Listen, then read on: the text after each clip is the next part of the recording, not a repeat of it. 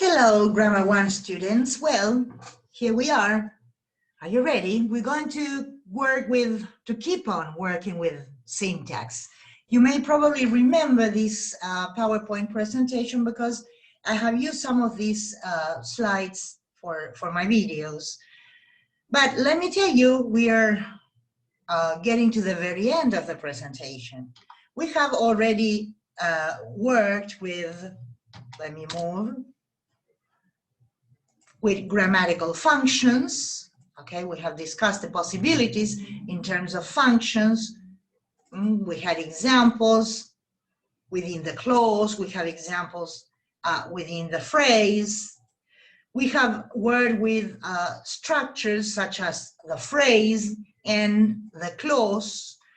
We have classified clauses into two main kinds: finite clauses and non-finite clauses, and we said that non-finite clauses are usually like predicates which include a non-conjugated verb form with, or more frequently, without a subject, okay? Typically, they are like just a predicate.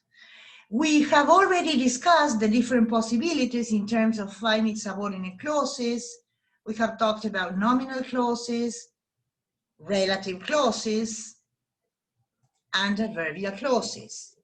So now we are getting to the other kind of subordinate clauses, to non-finite clauses. Which are the non-finite clauses? Well, there are four kinds: infinitival clauses, which may include a to infinitive or a bare infinitive; gerundial clauses, whose form is verb ing; present participial clauses, which share the same form as the previous class; and past participial clauses, here I wrote the form, is VEN, that is the famous third column. Let's get into infinitival clauses.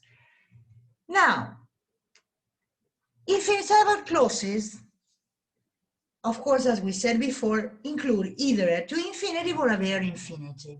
And in terms of the functions performed by the infinitival clause, they may have either nominal value or adverbial value.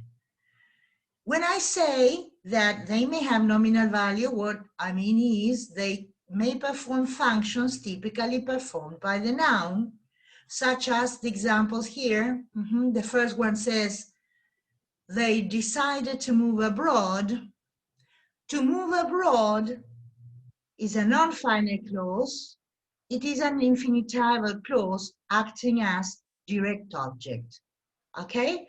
Can you see why we say that they are like a predicate? Because if we were analyzing these, we would say that to move is an intransitive verb and abroad is an adverbial adjunct of place, adverbial phrase. Then we have another example where we have an infinitival clause as a subject. To be a teacher is really challenging.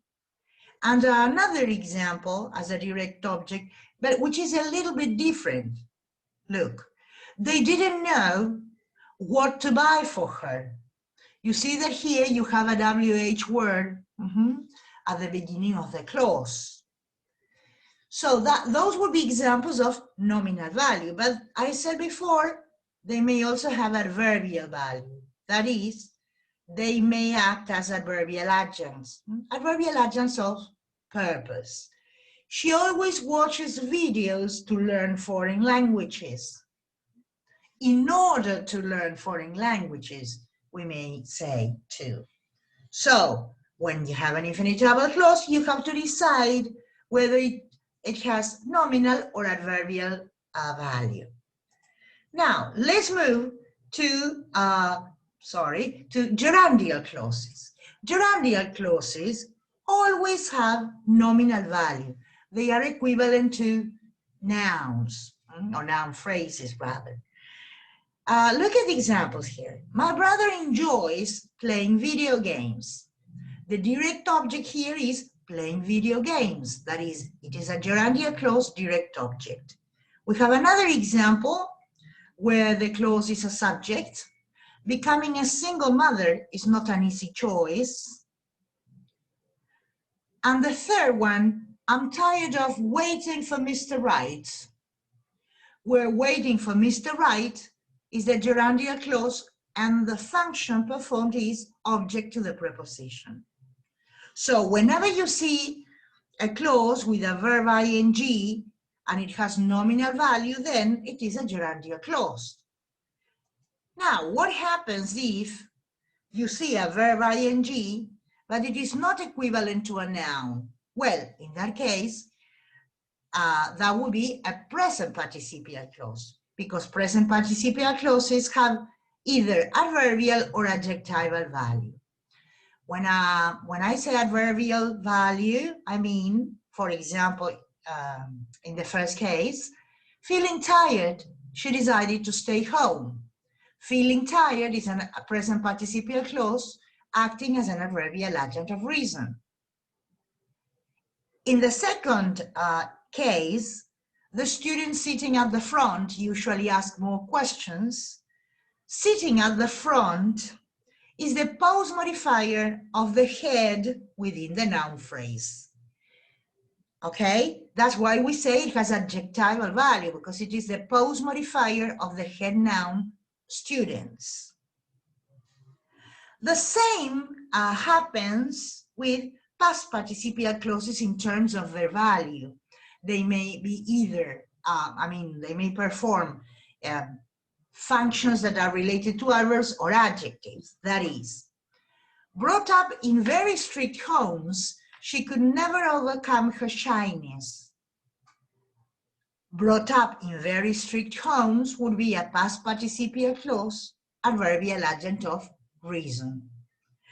And in the second case, for adjectival value, we have the treasure found in the old house was sent to the local museum. So found in the old house is the post modifier of the head treasure within the noun phrase, okay? So the whole noun phrase would be the treasure found in the old house, that is the subject noun phrase, and within the noun phrase, found in the old house is a post modifier of the head treasure. Okay, so this is good news. You have only 4 classes of non-finite subordinate clauses: infinitival clauses, gerundial clauses, present participial clauses, and past participial clauses. So, and this is the end of this syntax presentation. These are all the topics we've discussed. We have talked about function and category, and when discussing different categories, we have dealt with the phrase and with subclauses, and within subclauses, we work with finite subordinate clauses and non-finite subordinate clauses. Well, now it's time for us to practice this a little bit, okay? So I hope you have enjoyed this. Thank you.